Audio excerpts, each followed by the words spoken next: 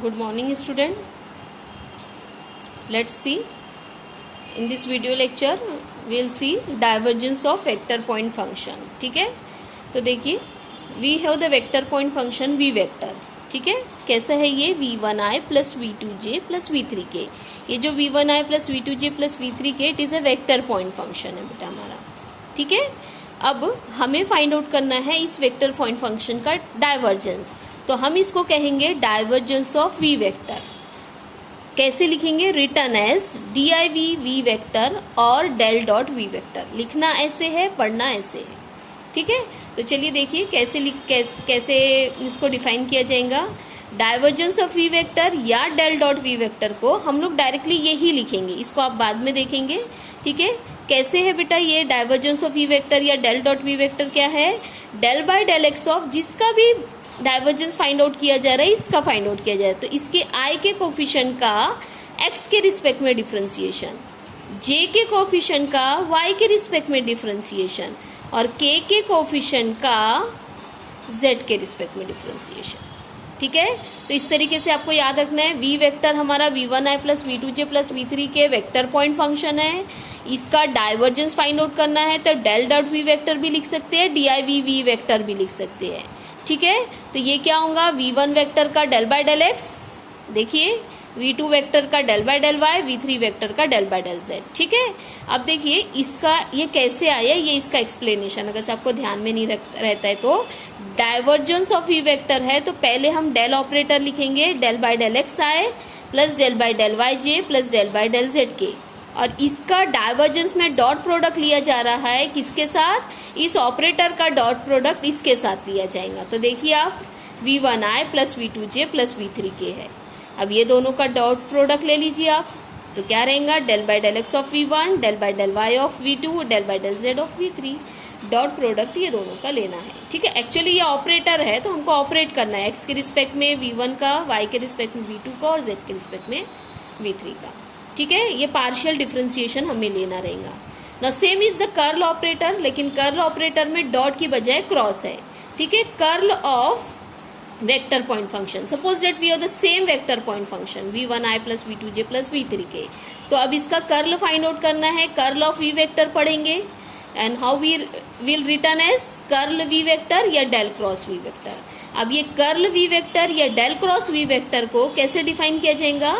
Determinant से. ठीक है, डिटर्मिनेंट पहली रो में आई जे के, दूसरी रो में इस डेल ऑपरेटर का आई जे एंड के का कोफिशिएंट. आई का कोफिशिएंट है डेल बाय डेल एक्स, जे का कोफिशिएंट है डेल बाय डेल वाई और के का कोफिशिएंट है डेल बाय डेल जेड. तीसरी रो में जिसका भी कर्ल फाइंड आउट कर रहे हैं उसका v1 आई जे और के का कोफिशिएंट ये है v1 v2 v3. तो इस तरीके से हमको कर्ल फाइंड आउट करना है. सपोज मैं एक चेंज करती हूँ, v की बजाय u ले लेती हूँ, u1i plus u2j plus u3k, सिर्फ और सिर्फ आपको एक्सप्लेन करने के लिए.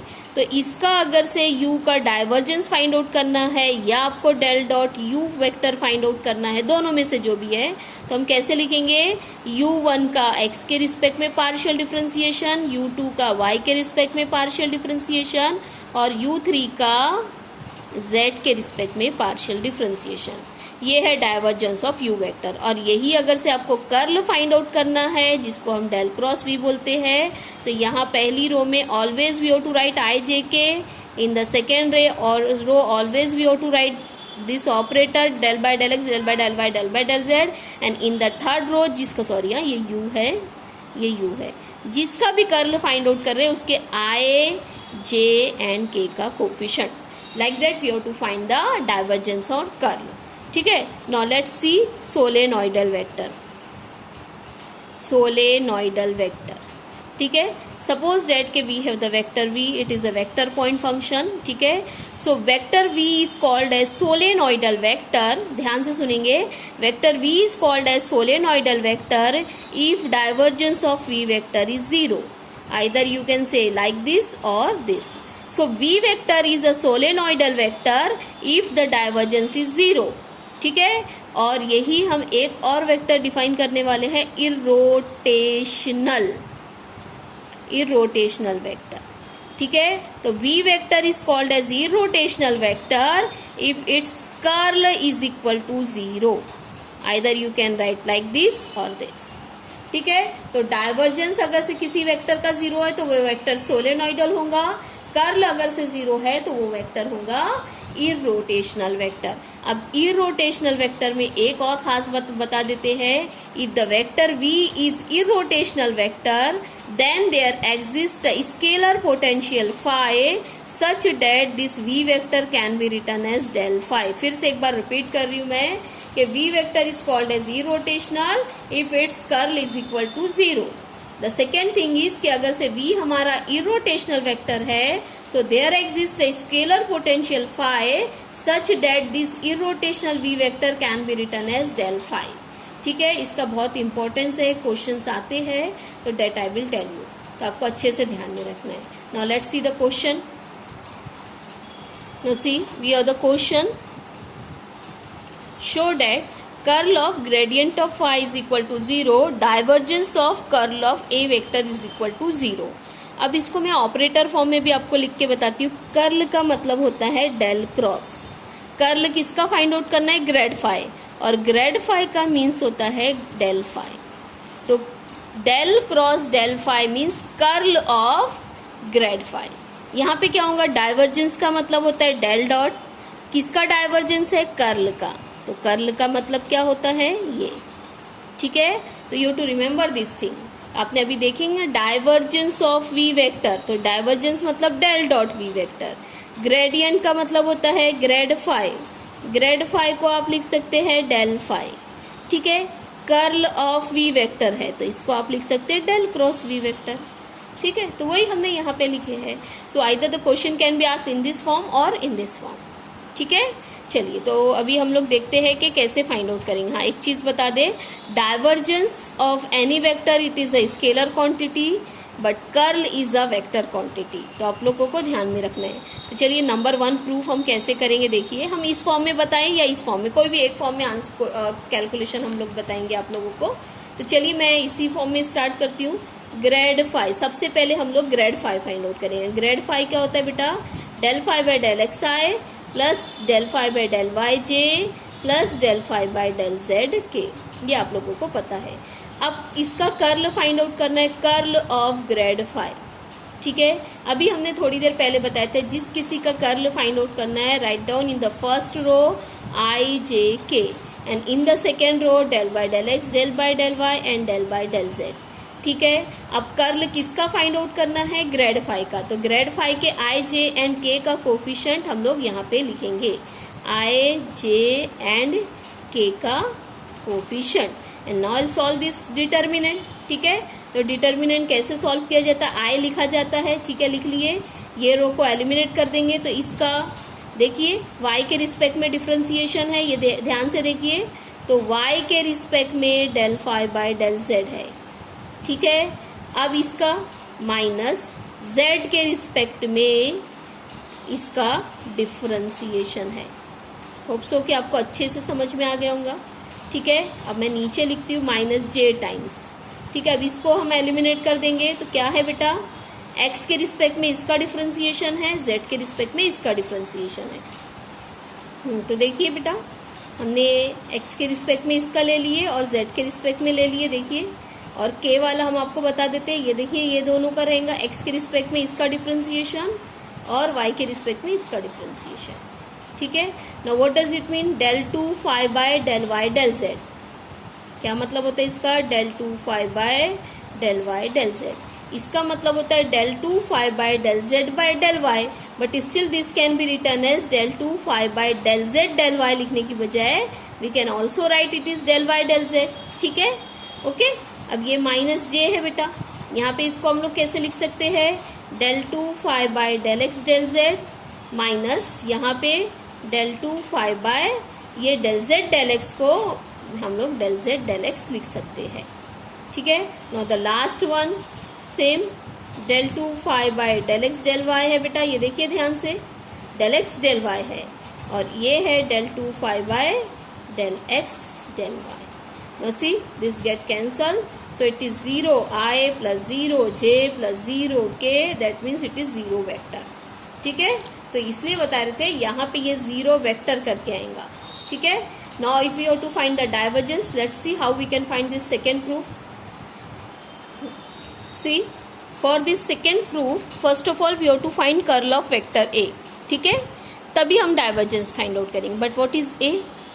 सो ए वेक्टर को हमको अज्यूम करना पड़ेगा, then only we can find curl. Because see, curl of suppose a vector लिखी हूँ तो पहली रो में तो आई जे के लिख दिया जाता है, दूसरी रो में del by del x, del by del Y, del by del z भी लिखा जाता है। तीसरी रो में क्या करना रहता है, जिसका कर्ल फाइंड आउट करना रहता है उसके आई जे एंड के का कोफिशिएंट चाहिए। So for that purpose we'll assume that के ए वेक्टर हमारा a1i plus a2j plus a3 के है। ठीक है, अब इसको सॉल्व करना है तो i टाइम्स a3 का y के रिस्पेक्ट में डिफरेंशिएशन और a2 का z के रिस्पेक्ट में डिफरेंशिएशन। देखिए ये हमको लिखना पड़ेगा माइनस जे टाइम्स। ठीक है, इसको अब एलिमिनेट कर दो तो a3 का x के रिस्पेक्ट में और a1 का z के रिस्पेक्ट में। देखिए a3 का x के रिस्पेक्ट में और a1 का z के रिस्पेक्ट में। उसके बाद k है तो a2 का x के रिस्पेक्ट में और a1 का y के रिस्पेक्ट में डिफरेंशिएशन हो जाएगा।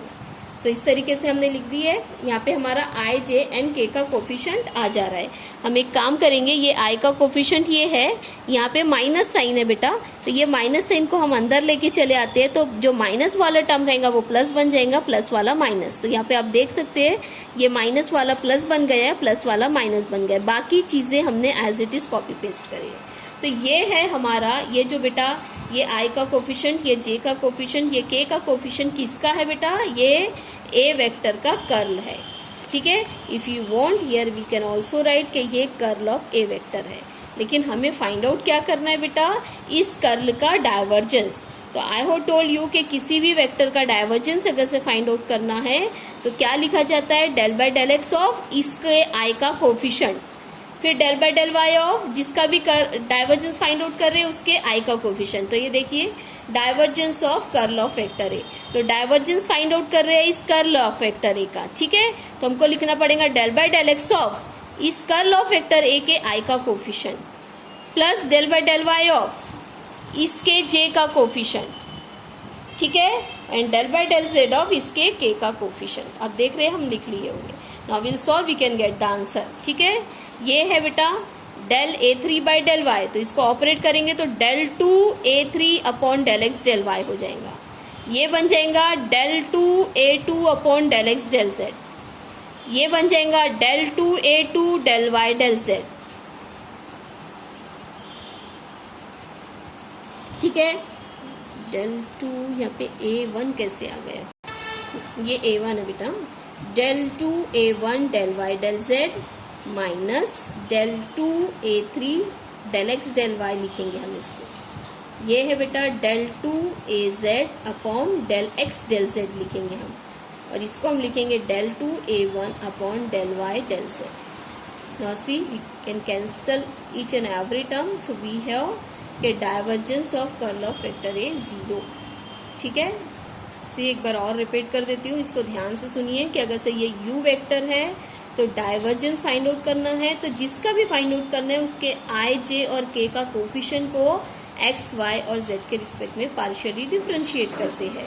और कर्ल फाइंड आउट करना है तो first row is fix, second row is also fix, third row में जिसका भी कर्ल फाइंड आउट करते हैं उसका i, j और k का कोफिशिएंट चाहिए रहता है।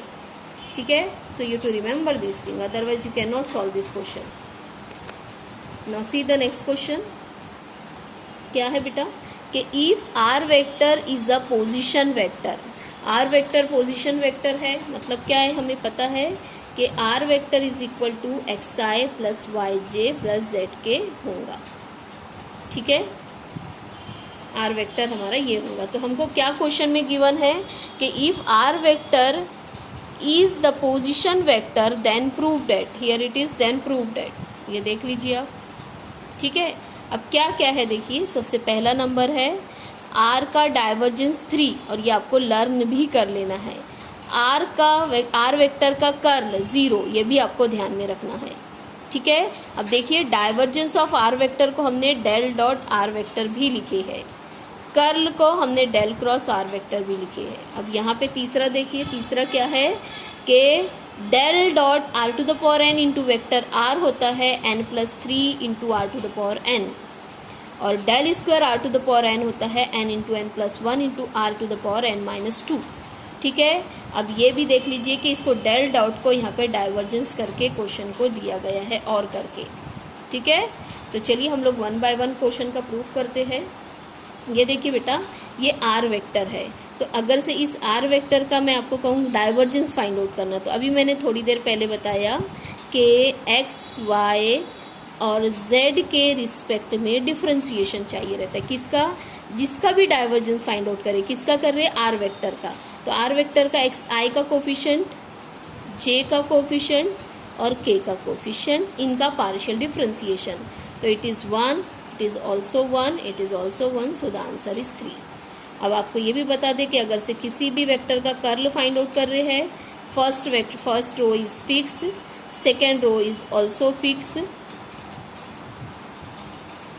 ठीक है, and in the third row जिसका भी कर्ल फाइंड आउट कर रहे हैं उसके आई, जे एंड के का कोफिशिएंट लिखा जाता है। ठीक है, तो देखिए ये आई टाइम्स, इसको एलिमिनेट कर देते हैं हम लोग, वाई जेड का डिफरेंशिएशन वाई के रिस्पेक्ट में माइनस जेड के रिस्पेक्ट में वाई का डिफरेंशिएशन। आप अच्छे से देख रहे होंगे। ठीक है, अब इसके बाद मैं नीचे लिख देती हूँ माइनस जे टाइम्स और फिर यहाँ पे लिख देती हूँ माइनस प्लस के टाइम्स। देख लीजिए बेटा, ये आई वाला क्या था, आई को एलिमिनेट कर लिए, तो del z by del y by del z, देखिए आप। ठीक है, फिर जे का लेना है तो del z by del x by del z, और के का लेना है तो del y by del x by del y. और आप देख सकते हैं कि जेड का पार्शियल डिफरेंशिएशन वाई के रिस्पेक्ट में 0 होगा, because when we are differentiating partially with respect to y we have to keep another variable as constant। तो y के रिस्पेक्ट में इसका 0, z के रिस्पेक्ट में इसका 0, so we have 0 i here also। देखिए z के रिस्पेक्ट में x का है और यहाँ पे x का z के रिस्पेक्ट में, तो it is also 0 j, same is here, so 0 K, so we have the answer 0। so divergence is 3 and the curl of r vector is 0। तो ये दोनों का हमारा प्रूफ हो चुका है। देखिए ये दोनों का, और ये दोनों का प्रूफ हम अगले वीडियो में आप लोगों को शो करेंगे। ठीक है, ये दोनों का प्रूफ हम अगले वीडियो में आपको दिखाते हैं। ठीक है, तो यहाँ पे हम स्टॉप करते हैं। Thank you.